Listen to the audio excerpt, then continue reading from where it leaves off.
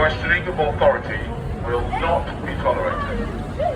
You have been told to put on masks in the underground, and therefore, that's what you will do. Your business is not to question why. Your business is to obey. Do as you're told.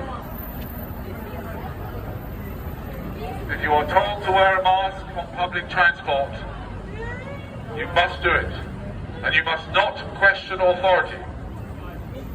The science is clear.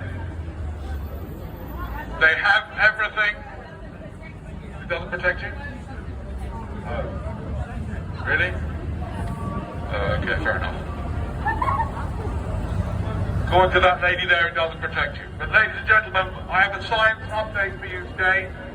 The scientists have been very busy learning more about COVID, and they've discovered that as from Monday, it will be very contagious in groups of 30 people. They've discovered that until Monday, you can carry on meeting in groups of 30 people and COVID won't be very spready. But when Monday comes, then it's going to start hitting those big groups. So we are, from Monday, please, only small groups of 6. But the good news is, ladies and gentlemen, that they've also discovered, the scientists, that COVID does not spread in the workplace. COVID has respect for the work ethic, and therefore, if you do go to work and there are 30, 60 people there, it doesn't matter, because COVID has been scientifically proven not to spread in the workplace and in the pubs. But COVID does spread at Alcoholic Anonymous meetings, unfortunately.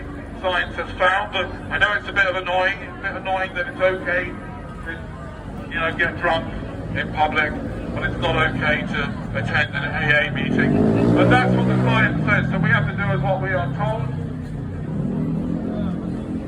And the science has also told us that you can catch coronavirus in a supermarket, which is why you've got to wear a piece of cloth that the science told us didn't make any difference a few weeks ago, but the science now tells us it does, so we have to wear one.